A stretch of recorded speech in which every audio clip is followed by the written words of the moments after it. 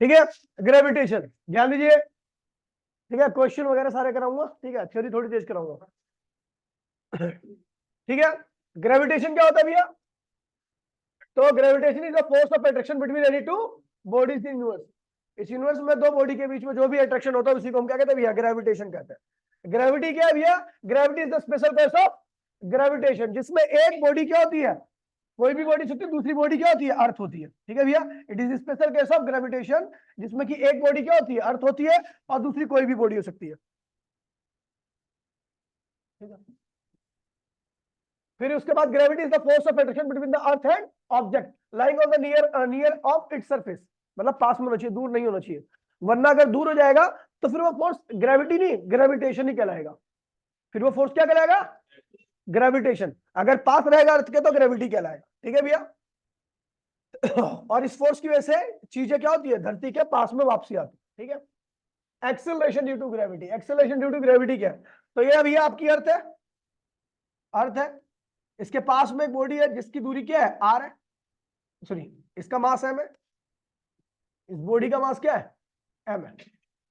तो अर्थ अपनी तरफ फोर्स लगाएगी, कितना फोर्स लगाएगी? जी। अर्थ का मास क्या है? कैपिटल एम है, क्या है? और इस बॉडी का मास क्या है? Small M. दोनों के बीच की दूरी क्या है? Are square. ये फोर्स लगा रही है। अब इस फोर्स की वजह से क्या होगा? इसके अंदर एक्सेलरेशन आएगा। एक्सेलरेशन क्या होता है? इसके ऊपर लगने वाला फोर्स, जो कि ये है, अपॉन में इसका मास। फोर्स क्या है? G capital M small M upon में आर स्क्वायर अपॉन में एम। एम से एम कैंसिल हो गया, इसे कहते हैं एक्सेलरेशन ड्यू टू ग्रेविटी। ठीक है, अर्थ के लिए इसकी वैल्यू होती है 9.8, अलग अलग प्लैनेट के लिए इसकी वैल्यू क्या होती है? अलग अलग। एक्सेलरेशन है इसलिए मीटर पर सेकंड स्क्वायर इसकी क्या होगी? एसआई यूनिट होगी। ठीक है, अलग अलग प्लैनेट के लिए अलग अलग। जिस प्लैनेट का मास जितना ज्यादा होता है उसकी एक्सेलरेशन ड्यू टू ग्रेविटी क्या होती है? उतनी ही ज्यादा होती है। जिस प्लैनेट का मास कम होगा उसकी एक्सेलरेशन ड्यू टू ग्रेविटी क्या होती है? कम होती है। ठीक है भैया, जिस प्लैनेट की रेडियस ज्यादा है, देखिए ध्यान दीजिए, हमने देखा जी जो है वो मास का डायरेक्टली है, और जी जो है वो रेडियस के क्या है? इनवर्सली है। ये जब होगा जब आपकी रेडियस क्या रहेगी? कांस्टेंट रहेगी। क्या रहेगी? अगर आप रेडियस कांस्टेंट करके बॉडी का मास बढ़ाते जाओ तो उसकी ग्रेविटी क्या होगी? बढ़ेगी। और यदि आप मास कांस्टेंट करके केवल उसकी रेडियस बढ़ाते जाओ तो उसकी ग्रेविटी क्या होगी? घट जाएगी। ठीक है, एक प्लेनेट है जिसको आप बढ़ाते जा रहे हो, उसके वॉल्यूम को ही बढ़ा रहे हो, लेकिन उसका मास बढ़ नहीं रहा, तो जिसकी वजह से उसकी डेंसिटी क्या होगी? देखिए डेंसिटी क्या होती है? मास अपॉन में वॉल्यूम। मास कांस्टेंट है, केवल क्या बढ़ा रहे हो? वॉल्यूम। वॉल्यूम बढ़ाओगे तो डेंसिटी क्या हो जाएगी? और जिसकी डेंसिटी कम होती है उसकी एक्सेलरेशन ड्यू टू ग्रेविटी और खींचने की क्षमता भी क्या होती है? कम होती है। आगे बढ़ते हैं, नोट्स एक बार देख लेना। मुझे पता है आप लोगों में से कल मैंने बोला था, लेकिन आप में से कोई नहीं पढ़ के आया होगा नोट्स वगैरह, जानता हूं मैं। ठीक है, एक्सेलरेशन ड्यू टू ग्रेविटी क्या होती है? ये वेक्टर क्वांटिटी होती है। क्या होती है? इट इज नॉट बाजी, it is a vector quantity having direction towards the centre of अर्थ। बहुत इंपॉर्टेंट क्वेश्चन है कि जी जो है, वेट क्या होता है? वेट भी वेक्टर होता है। वेट भी क्या होता है? वेक्टर होता है। वेट वेक्टर होता है और उसकी वैल्यू क्या होती है? एम जी, क्योंकि जी क्या है आपका? वेक्टर है, इसीलिए वेट भी क्या है? जी की डायरेक्शन क्या होती है? टुवर्ड्स द सेंटर ऑफ, तो वेट की भी डायरेक्शन क्या होगी? Towards the centre of. ये ध्यान रखो। तो आगे बढ़े,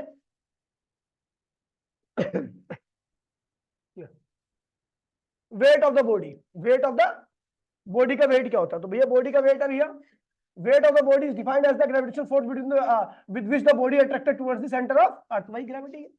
कह रहे जितने फोर्स है बॉडी सेंटर अर्थ के सेंटर की तरफ अट्रैक्ट की जाती है, वही क्या कहलाता है? उसका वेट कहलाता है। क्या कहलाता है? तो वेट, वेट बराबर में ग्रेविटी। क्या होता है? ग्रेविटी। फॉर्मूला वही होगा, दो फोर्स का फॉर्मूला, जी अर्थ का मास, बॉडी का मास, और आर स्क्वायर। एसआई यूनिट क्या होती है इसकी? क्योंकि ये भी फोर्स है। वेट क्या होता? फोर्स होता था। एसआई यूनिट क्या होगी? न्यूटन। या कई जगह पर हम और भी एसआई यूनिट का इस्तेमाल करते हैं, जैसे केजी वेट। केजी, केजी मतलब इतने मास का वेट। अगर आपको देखिए 10 केजी वेट दिया हुआ है, 10 केजी वेट दिया, उसको फोर्स में कन्वर्ट करने के लिए 10 गुणे में 9.8 करना पड़ेगा आपको, तब ये न्यूटन में कन्वर्ट हो जाएगा। ठीक है, आगे बढ़े। Newton law of gravitation. Newton law of gravitation कहता है भैया कि दो मास है आपके, एक मास m1 है, इसका सेंटर, और दूसरे मास के सेंटर के बीच की दूरी क्या है? r है। तो कह रहा है इनके बीच में जो भी ग्रेविटेशन फोर्स लगेगा, ग्रेविटेशन फोर्स हमेशा क्या होता है? अट्रैक्टिव इन नेचर होता है। क्या होता है?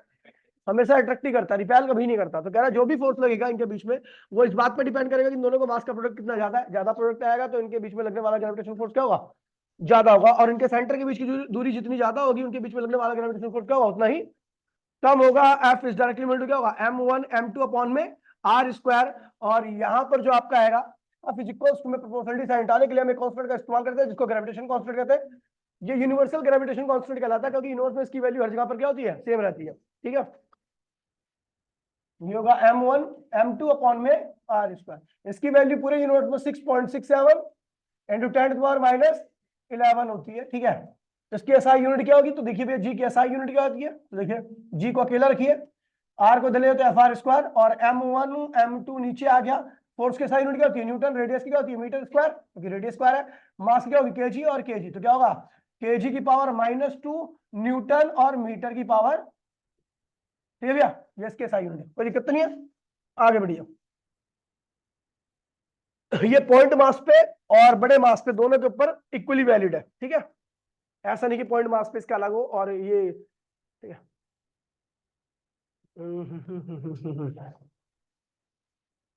है, लो ठीक है।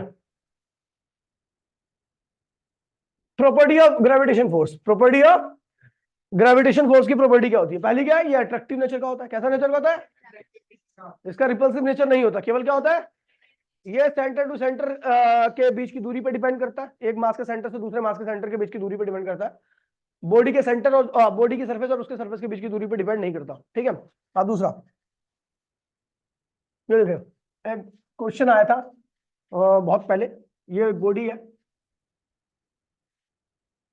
और एक बॉडी है, इसका मास 1 किलोग्राम है, इसका मास 1 किलोग्राम है। इनके सरफ ये ठीक है, इनके सेंटर के बीच की दूरी क्या,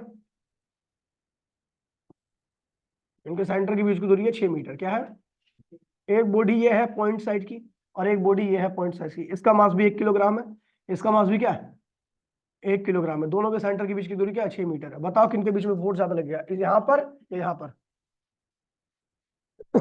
ना, ऊपर वाले में कैसे लगेगा, ये देख रहे हैं क्या भाई, सेंटर के बीच की दूरी अगर इक्वल है, मास इक्वल है, तो फोर्स भी क्या लगेगा, सुअर कहीं का जाहिल।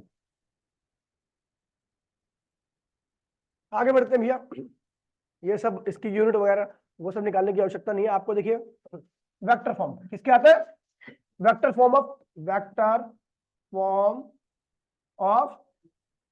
Law of gravitation, law of gravitation, gravitation की वेक्टर फॉर्म कर रहे हैं। तो ध्यान रखना भैया, फोर्स वेक्टर क्वांटिटी है, इसके पास क्या होता है मैग्नीट्यूड, और साथ साथ में क्या होती है डायरेक्शन होती है। डायरेक्शन हमेशा रेडियस के लिए आती है। कोई सा भी फोर्स हो, कोई सा भी दो बॉडी के बीच में लगने वाला फोर्स जो भी हो, चाहे वो ग्रेविटेशन फोर्स हो, चाहे वो इलेक्ट्रिक फोर्स हो, चाहे वो मैग्नेटिक फोर्स हो, कोई सा ही फोर्स हो, उनके बीच में जो उनका जो मैग्नीट्यूड रहेगा वो ऐसा लिखा जाएगा, और डायरेक्शन हमेशा क्या होगी रेडियस की ही डायरेक्शन में दी जाएगी। समझ गया, तो मैग्नीट्यूड क्या होगा, मान लीजिए एक मास m1 है और दूसरा मास क्या भी है m2 है, इनके सेंटर के बीच की दूरी क्या है r है, इसकी पोजीशन क्या है r1 है, इसकी पोजीशन क्या है r2 है। पोजीशन समझ सकते हो, जहां पे रखा हुआ है, जहां पे ये कहाँ रखा हुआ है, मान लीजिए 2 पे रखा हुआ है, यहाँ भी ये कहाँ पे रखा हुआ है 3 पे रखा है, तो इसकी पोजीशन क्या होगी 2 और इसकी पोजीशन क्या होगी 3। समझ गया, चलो तो इनके बीच में फोर्स का मैग्नीट्यूड बताओ क्या होगा, g m1 m2, इनके बीच में दूरी क्या होगी r स्क्वायर, क्या होगी r स्क्वायर, और यहाँ पर r कैप लिख दोगे, r कैप जो कि डायरेक्शन है। आपको पता है डायरेक्शन दो चीज से मिलकर बनी होती है, ये क्या है डायरेक्शन है, डायरेक्शन किसका रेशियो होता है पता है आपको, मैग्नीट्यूड और सॉरी वेक्टर और मैग्नीट्यूड का रेशियो डायरेक्शन कहलाता है, याद है। ए वेक्टर जो होता है वो अपने मैग्नीट्यूड और अपने डायरेक्शन से मिलकर बना होता है, उसके डायरेक्शन की वैल्यू क्या होगी वेक्टर अपॉन में उसका मैग्नीट्यूड, वेक्टर अपॉन में उसका, तो आर कैप की वैल्यू क्या होगी आर वेक्टर अपॉन में आर, इसको सॉल्व करोगे तो ये आ जाएगा आपका एफ इक्वल्स टू में G m1 m2 R vector upon में आर स्क्वायर। ये हो गया vector form of law of gravitation. ठीक है, अगर आप एक पे फोर्स निकाल रहे हो, ध्यान दीजिए फोर्स किस पे निकाल रहे हो, क्यूब लिख दे, फोर्स किस पे निकाल रहे हो एक से, एक पे किसकी वजह से, ये इसे पढ़ेंगे force on first due to second, force on first due to, यानी सेकंड वाला फर्स्ट को अपनी तरफ क्या कर रहा है। देखिए ग्रेविटेशन फोर्स हमेशा अट्रैक्टिव नेचर का होता है, तो अगर ये किस पे फोर्स लग रहा है फर्स्ट पे, कौन लगा रहा है, तो इसका मतलब सेकंड वाला फर्स्ट को अपनी तरफ, यानी फोर्स की डायरेक्शन क्या है 1 से 2 की तरफ, 1 से अट्रैक्टिव फोर्स है, रिपल्सिव होता तो क्या होता ये 2 से 1 की तरफ डायरेक्शन होती। देखिए ये m1 है, ये m2 है, ये इसको अपनी तरफ खींच रहा होगा, कितने फोर्स है, force on first due to, तो डायरेक्शन क्या होगी इसकी r पहली पोजीशन से लेके दूसरी पोजीशन की तरफ, पहली पोजीशन से लेके इसकी पोजीशन क्या है, R1 है, इसकी पोजीशन क्या है। तो हमने कहा भैया कि ये जो फोर्स लग रहा है वो पहली पोजीशन से कहां लग रहा है, तो यहाँ पे आप लिख दोगे 1 2 और यहाँ पर भी लिख दोगे 1 2। ठीक है। अच्छा ये कौन सा फोर्स है, ये क्या है, force on two due to, force on two due to, यानी ये फोर्स 2 से लेके 1 की तरफ लग रहा है, 2 से लेके, तो क्या लिखेंगे इसको, G M1 M2, फोर्स कहां से कहां लग रहा है, 2 से लेके 1 की तरफ, क्यों, और क्या होगा R21 वेक्टर। कोई दिक्कत तो नहीं है, इस तरीके से लिखा जाता है। ये दोनों ही फोर्स क्या होंगे, अगर दो चार्ज दो मास फिक्स है तो ये दोनों फोर्स की वैल्यू क्या होगी, इक्वल होगी और अपोजिट होगी, क्या होगी, ये माइनस साइन क्या कह रहा है, opposite in direction, opposite in, बाकी मैग्नीट्यूड वाइज क्या रहेंगे, सेम रहेंगे। ऐसा भी क्वेश्चन आता है कि एप्पल अर्थ को 4 न्यूटन फोर्स से खींच रहा है, तो अर्थ एप्पल को कितने से खींचेगी, 4 से खींचेगी। समझ गए, फोर्स हमेशा क्या होता है, दो पेयर ऑफ बॉडी के बीच में इक्वल अपोजिट रहता है, वो जितने से खींचेगा दूसरा वाला भी उतने से खींचेगा। अब आप बोलोगे कि ये एप्पल है, ये अर्थ है, दोनों पे ये भी 4 न्यूटन से ऊपर की तरफ जा रहा है, ये भी 4 न्यूटन से ऊपर की तरफ जा रहा है, ये भी 4 न्यूटन से नीचे की तरफ आ रहा है, लेकिन आपको हमेशा एप्पल नीचे गिरता दिखाई देता है, अर्थ ऊपर जाती हुई दिखाई देती है, क्यों, क्योंकि आपको बता दो भैया एक्सेलरेशन जो होता है वो मास के इनवर्सली होता है, क्या होता है, अब अर्थ का मास क्या है, बहुत ज्यादा है, तो इसलिए इसका एक्सेलरेशन क्या होता है, ना के बराबर होता है, नेग्लिजिबल होता है, लेकिन अर्थ का मास बहुत कम है, तो 4 न्यूटन फोर्स की वजह से इसके अंदर एक्सेलरेशन आपको विजिबल होता है। ठीक है, तो बड़ी चीज है, समझ गए।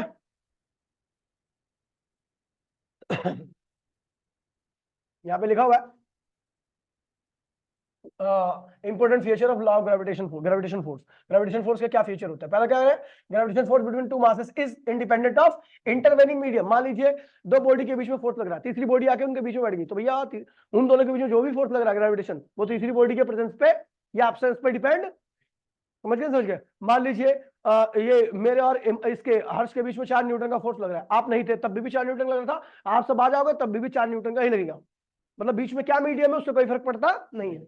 अगला क्या कह रहा है, the mutual gravitation force between the two bodies are equal and opposite. हमेशा क्या होता है, दो बॉडी के बीच में जो फोर्स लगता है वो क्या होता है, हमेशा इक्वल और अपोजिट रहता है। जैसे 4 न्यूटन से मैं खींच रहा हूं तो वो भी क्या करना होगा, 4 से खींच रहा होगा, ये किसका, न्यूटन थर्ड लॉ को फॉलो करता है। ठीक है, law of gravitation strictly hold for the point mass. ठीक है, पॉइंट मास के लिए अप्लाई होता है, छोटे छोटे मास के लिए, बड़े मास के लिए भी अप्लाई होता है, लेकिन बड़े मास के लिए कई बार ऐसा होता है कि थ्योरी ऑफ रिलेटिविटी अप्लाई हो जाती है, आइंस्टीन की theory of relativity, space time curve वाला कंसेप्ट आ जाता है, तो इसलिए हम किस पे अप्लाई करते हैं, छोटी बॉडी पे, जो स्पेस में कर्व क्रिएट ना कर पाए, स्पेस में। ठीक है, तो छोटी बॉडी ही होती है ऐसी। ठीक है, बढ़े आगे, प्रिंसिपल ऑफ सुपरपोजिशन क्या करे, क्या कहता है भैया, एक मास ये रहा, मान लीजिए मैं अकेला मास हूं, अब आप भी सारे मास हो, तो आप सब मेरे को क्या करोगे, अपनी तरफ ग्रेविटेशन फोर्स से खींचोगे। ठीक है, तो मेरे ऊपर जो कुल फोर्स लग रहा है वो क्या होगा, सारे फोर्सेस के वेक्टर सम के बराबर रहेगा। वेक्टर सम इसलिए बोलोगे कि फोर्स क्या है, वेक्टर क्वांटिटी है, फोर्स अगर स्केलर क्वांटिटी होती तो नॉर्मली सम कर देता, लेकिन आपको पता है सब आप सब फोर्स लगा रहे हैं, force is a vector quantity, तो मेरे पे जो भी टोटल फोर्स लग रहा है वो क्या है, सारे फोर्सेस के वेक्टर सम के बराबर है। ठीक है भैया, तो ये मान लीजिए ये मेरे पे फोर्स लगा रहा है असद, ये मेरे पे लगा रही है दीक्षा, ये मेरे पे लगा रही है टिया, ये मेरे पे लगा रहा है फलाना। ठीक है, तो मेरे पे कुल फोर्स कितना हो गया, इनके वेक्टर सम के बराबर हो गया। अब ये तो ये हो गया बहुत सारे फोर्सेस की बात, वैसे जनरली 2-3 फोर्सेस की बात, दो तीन मास की वजह से फोर्स की बात होती है। जैसे मान लीजिए ये M1 मास है, इधर रखा हुआ है M2 मास, इधर रखा हुआ है M3 मास, ये इसको खींचेगा, इसको खींचेगा, इनके बीच में दूरी क्या है R1, इसके बीच में दूरी क्या है R2, है ना। तो इस वाले मास पे कुल कितना फोर्स लग रहा है, इस वाले मास पे, तो ये क्या करेगा, इधर खींचेगा, ये क्या करेगा, इधर खींचेगा, इनके बीच में एंगल कितना, थीटा क्या है, तो इसके ऊपर कुल कितना फोर्स लगेगा, टोटल फोर्स इक्वल्स में क्या होगा, ये फोर्स कितना लगा रहा है F1, ये कितना लगा रहा है F2। F1 की वैल्यू क्या होगी पता है ना, बता, कौन बताएगा मेरे को, तू बता अनिशा, F1 की वैल्यू क्या है, ये M1 मास है, ये M2 मास था, F1 की वैल्यू बता आदित्य, F1 की वैल्यू बता, M2 M1 अपॉन में R1 सुअर कहीं के R1, ये क्या है F2 की वैल्यू बता, M1 M3 जी, M1 M3 दूरी कितनी है R2 स्क्वायर।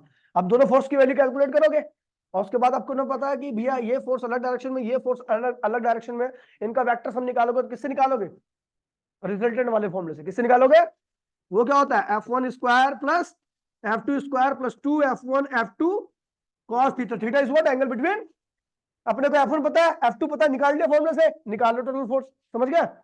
अगर दो फोर्स एक ही डायरेक्शन में लगते हो तो आप डायरेक्टली ऐड कर दो, कोई दिक्कत नहीं, कोई वेक्टर लॉ लगाने की आवश्यकता नहीं है।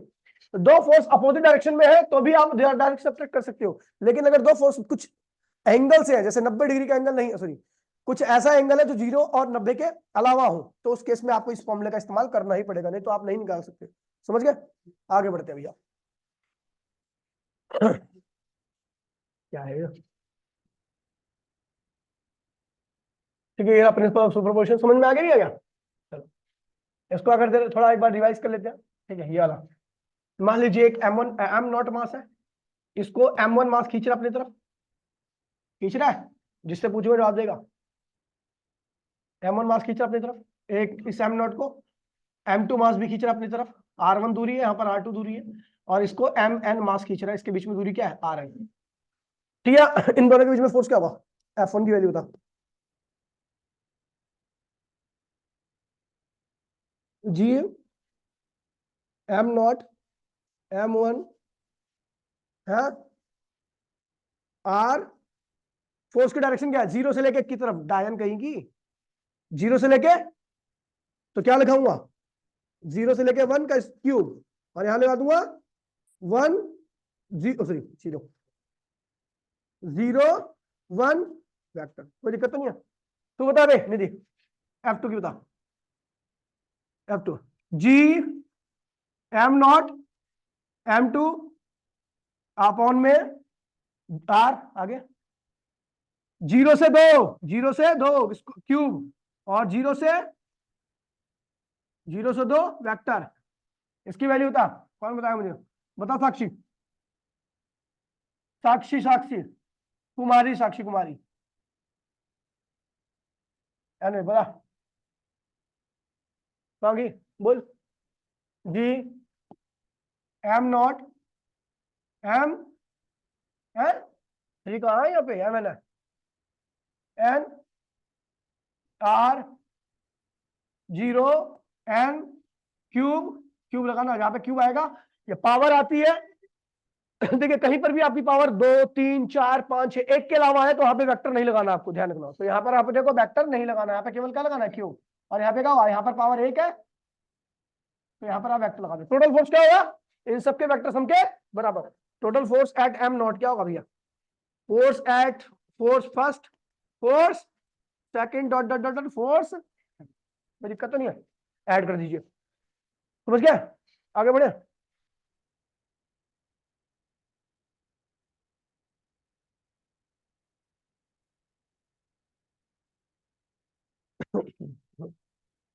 आगे बढ़ रहा हूँ, मिटो रहा हूँ मैं इसको। अब देखिए है क्या है ये, ठीक है, shell theorem out of syllabus है, करने की आवश्यकता नहीं है, सब हटा दो, डिलीट, खत्म।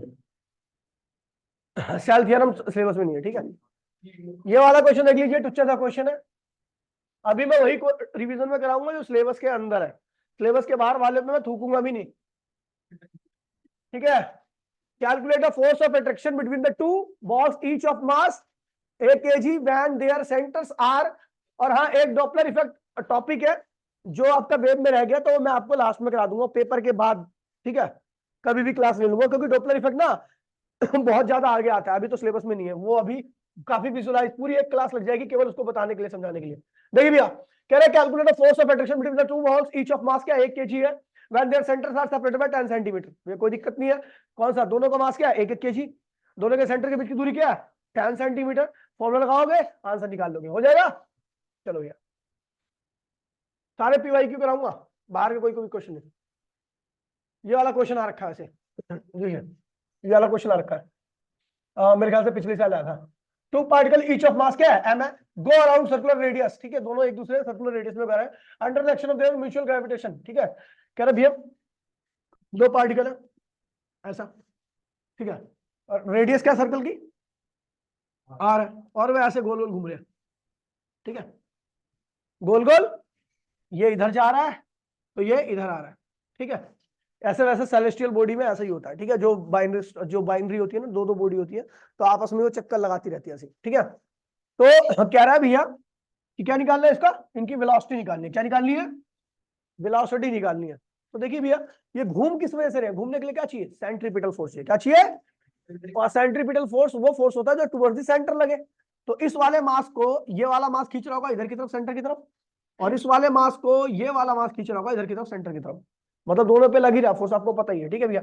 तो फोर्स इक्वल्स में क्या होगा, जो फोर्स खींच रहा है सेंटर की तरफ वो क्या है, सेंट्रीपिटल फोर्स की वैल्यू क्या होती है, mv स्क्वायर अपॉन में r। ठीक है, फोर्स क्या है इन दोनों के बीच में, जी। एक का मास क्या है, स्मॉल m, दूसरे का मास भी क्या है, स्मॉल m, तो क्या होगा m स्क्वायर, दोनों का मास है। दूरी कितनी होगी, रेडियस r है, तो दूरी दोनों के बीच में कितनी होगी, 2r। क्या होगी, 2r का होल स्क्वायर, और ये क्या होगा, m v स्क्वायर अपॉन में r। ए m से m क्या होगा, कट मर गया है ना, और ये आ जाएगा अपना जी m, और ये 4r स्क्वायर बराबर में क्या हो जाएगा, v स्क्वायर अपॉन में r, है ना। एक r से एक r क्या हुआ, कैंसिल हो गया। फिर हमें क्या निकालना है, v क्या होता है, वेलोसिटी, वेलोसिटी होता है डिस्टेंस अपॉन में टाइम। क्या होता है, निकालना क्या अपने को, वेलोसिटी निकालनी है। तो क्या वेलोसिटी निकालिए ना, वेलोसिटी निकालिए तो अपना क्या हो जाएगा, अंडर रूट gm अपॉन में 4r। हो गया, आंसर आ गया। ये आ रखा है इसलिए मैंने करा दिया।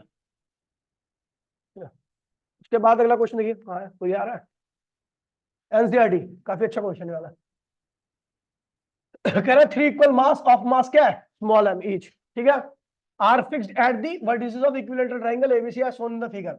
What is the force acting on the mass 2m।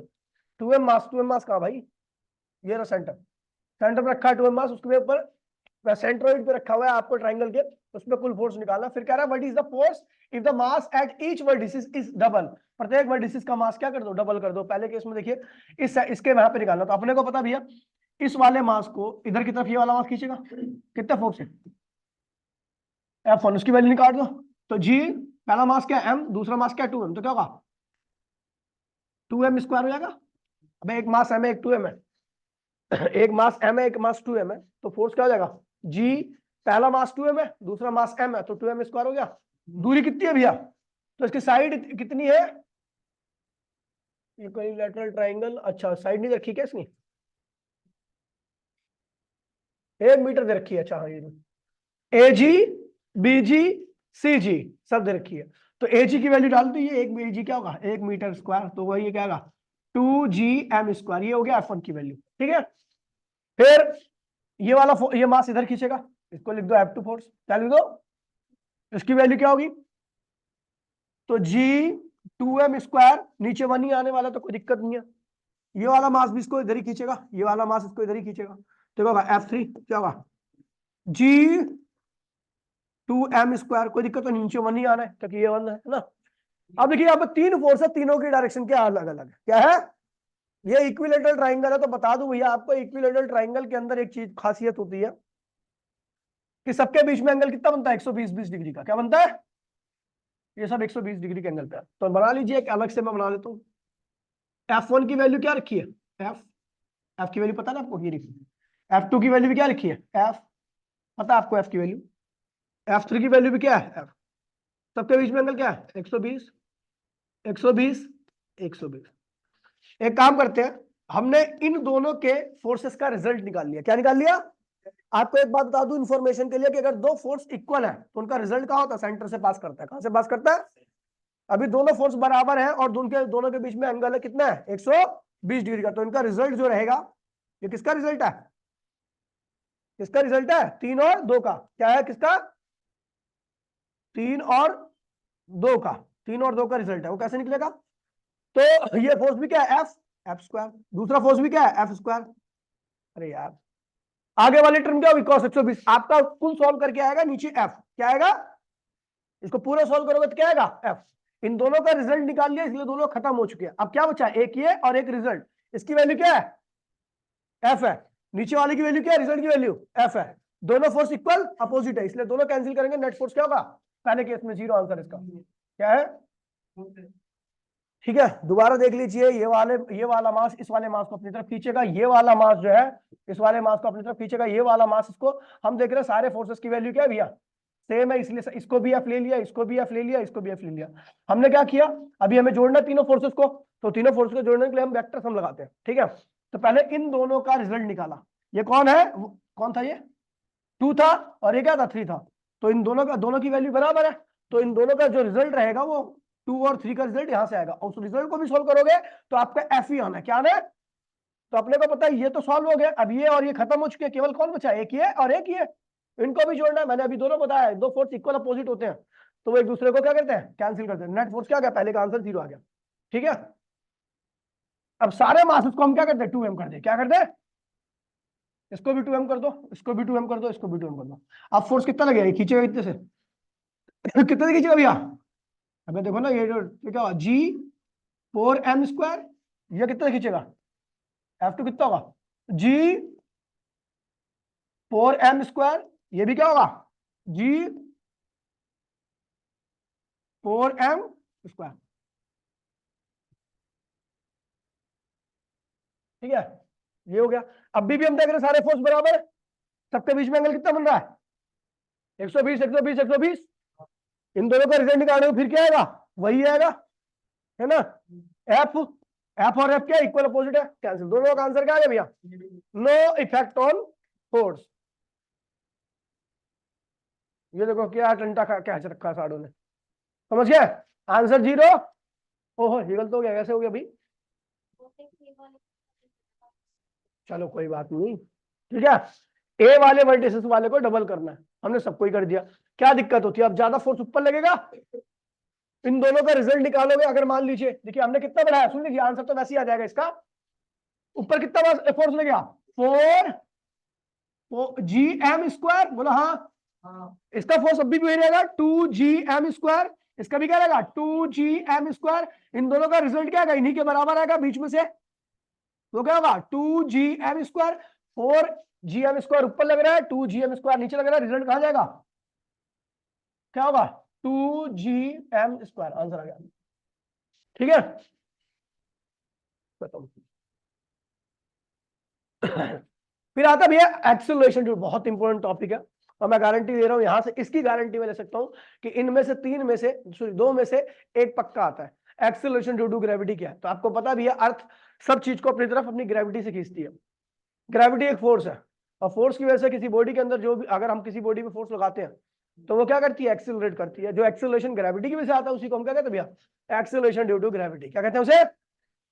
Acceleration due to gravity. और ये ग्रेविटी जो होती है, एक्सेलरेशन ड्यू टू ग्रेविटी, ये पॉइंट टू पॉइंट क्या करती है भैया? वैरी करती है। अलग अलग पॉइंट पर इसकी वैल्यू क्या होती है? अलग अलग होती है अर्थ के। ठीक है, हाइट पे जाओगे तब ग्रेविटी चेंज हो जाएगी, डेप्थ में जाओगे तब ग्रेविटी चेंज होगी, पोल से इक्वेटर की तरफ जाओगे तब ग्रेविटी चेंज होगी। मतलब हर जगह पर इसकी ग्रेविटी की वैल्यू क्या होती है भैया? चेंज होती रहती है, वैरी करती रहती है। समझ गया भैया?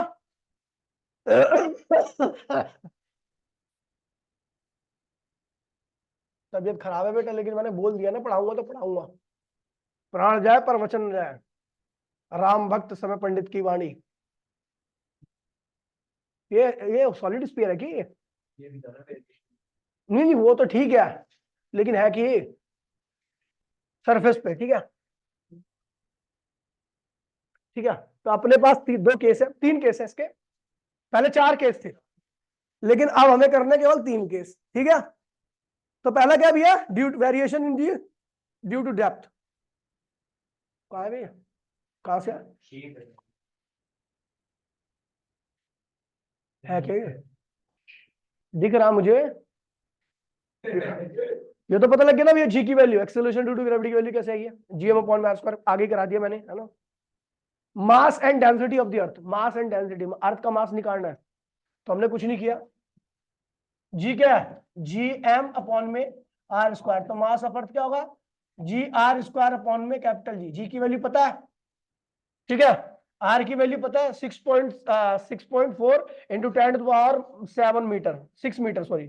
ठीक है, और कैपिटल जी की वैल्यू पता है, सॉल्व कर लीजिए, अर्थ का मास आ जाएगा। डेंसिटी निकालनी है तो क्या करोगे? डेंसिटी होता है मास अपॉन में वॉल्यूम, मास अपॉन में, तो मास हमारा पता लग गया। क्या है मास? क्या है देखिए, जी कहाँ है मास? GR² में कैपिटल जी, ये तो मास हो गया। वॉल्यूम क्या होता है? 4/3 पाई R³ फिर ये क्या हुआ? कैंसिल हो गया, तो क्या होगा? जी कैपिटल जी 4 पाई और 3 कहां से लगा? ऊपर। सॉल्व कर लीजिए, आंसर आ गया। ठीक है भैया, तो जी की वैल्यू अपने को पता है, कैपिटल जी की वैल्यू पता, पाई की वैल्यू 1, मतलब कांस्टेंट होती है अर्थ की डेंसिटी। देख लीजिए सब कुछ कांस्टेंट है ना, तो अर्थ की डेंसिटी क्या है, कांस्टेंट है। इतनी वैल्यू आती है, ठीक है। आ गया ये 5500 किलोग्राम पर मीटर क्यूब, मतलब 1 मीटर क्यूब ले लोगे, ऐसा एक क्यूब ले लोगे जिसकी साइड क्या 1 मीटर की है, तो उसका मास कितना होगा 5500 किलोग्राम, क्या होगा 5500 किलोग्राम। एनसीईआरटी क्वेश्चन है, बहुत अच्छा क्वेश्चन है, देख लीजिए। कह रहा भैया यू आर गिवन क्या है जी, ये फलाना फलाना फलाना फलाना फलाना, obtain the mass of earth, different way, दो अलग अलग वे से निकालना है। तो भैया पहले तो हमें पता ही है जी का फॉर्मूला अर्थ का। अर्थ के देखिए, अगर आपको acceleration due to gravity of earth चाहिए, क्या चाहिए, तो किसके बराबर है, G mass of earth upon में रेडियस ऑफ अर्थ का स्क्वायर। तो अपने को क्या चाहिए, मास ऑफ अर्थ क्या चाहिए, तो क्या होगा जी ई रेडियस ऑफ अर्थ का स्क्वायर अपॉन में क्या होगा कैपिटल जी, बोलो हाँ ठीक है। दूसरा वे ये भी होता है भैया, ये वाला भी वे आपको पता नहीं है, कैपलर third law of planetary motion से होगा, अभी आपको नहीं पढ़ा है वैसे, कैपलर थर्ड लॉ है ना, चलो पढ़ा दिया था मैंने वैसे, है ना, चलो फिर रिवाइज कर लेंगे, ठीक है। ये भी कैपलर थर्ड लॉ से बताएंगे। उसके बाद भैया देखिए, कह रहा भैया the acceleration due to gravity, ठीक है। कल कोशिश करना कि जो नोट्स में करा रखे ना वो तो कर ही लो, ठीक है। उसके बाद फिर मैं कंसेप्चुअल क्वेश्चन पे, क्योंकि कंसेप्चुअल क्वेश्चन ही आप लोग नहीं कर पाते, ठीक है। तो कह रहे थे acceleration due to gravity of moon क्या है भैया, इतनी है।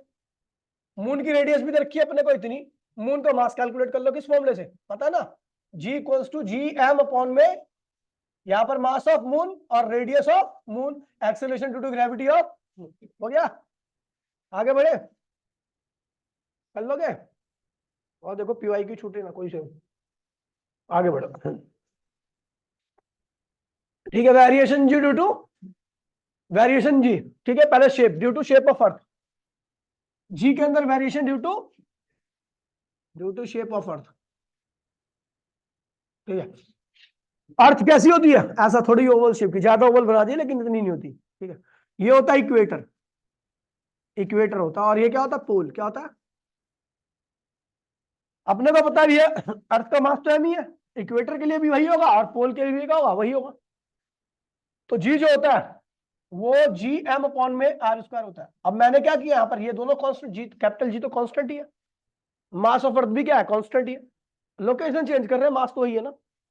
फिर क्या होगा, जी जो है आर स्क्वायर के क्या है इनवर्सली। तो आप देख रहे हो आर कहाँ का ज्यादा है, इक्वेटर का या पोल का, इक्वेटर का आर ज्यादा होगा तो वहां का जी क्या होगा, कम होगा, वहां पर वेट भी क्या महसूस होगा आपको, कम मिलेगा, मतलब हमारा वेट यहाँ पर कम है, हम इक्वेटर पर रहते हैं, भारत इक्वेटर पर है, ठीक है। और ये क्या है पोल, पोल की रेडियस क्या है भैया कम है, लेकिन वहां पर जी क्या होगा ज्यादा होगा, वहां पर चीजें क्या होती है भारी आती है, यहाँ का 1 किलो ले आओगे तो वहां पर ज्यादा होगा, ठीक है, समझ गया, ये हो गया। ये तो हो गया due to shape of earth, due to shape of earth की शेप की वजह से उसके अंदर जो जी के अंदर वेरिएशन आती है वही है, ठीक है।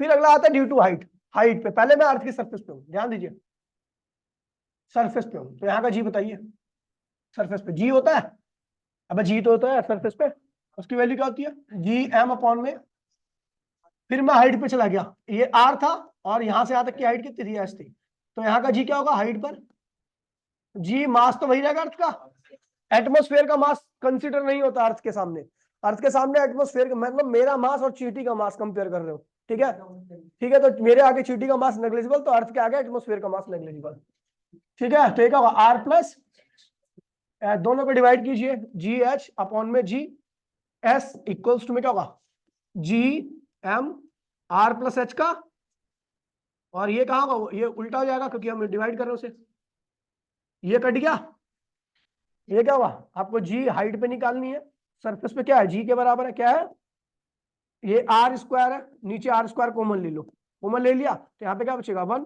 और यहाँ पर आर नहीं था तो क्या हुआ एच अपॉन में आर की पावर क्या हो गया 2, ये कट मर गए, इसको फिर ऊपर ले जाओ, क्या हो जाएगा जी एच अपॉन में जी बराबर में क्या हो जाएगा, इसको ऊपर ले आओगे तो पावर क्या होगी नेगेटिव 1 प्लस एच अपॉन में आर की पावर, एक बाइनोमियल इंडेक्स थ्योरम होता है उसकी, उसका इस्तेमाल करके हमने इसके साथ मल्टीप्लाई कर दिया, तो जी एच अपॉन में जी इक्वल्स में 1 माइनस 2 एच अपॉन में आर, और ये जी एच इक्वल्स में क्या हो जाएगा g1 माइनस 2h अपॉन में r, ये होता है acceleration due to gravity at height h। ठीक है भैया, तो ये काफी इंपॉर्टेंट है। ठीक है, ये बाकी कल खत्म करा देंगे। ठीक है, और प्रैक्टिकल वैक्टिकल नहीं होने। चलो इस फरवरी सुबह शाम पढ़ाता हूँ, बाकी मैं सुबह पढ़ाऊंगा 2-2 घंटे क्लास 2 पे। ठीक है, मिलते हैं अगली क्लास में। टाटा बाय बाय, जय हिंद जय भारत। ठीक है, फरवरी में कोई स्कूल नहीं आएगा, ध्यान रखना मत जाना।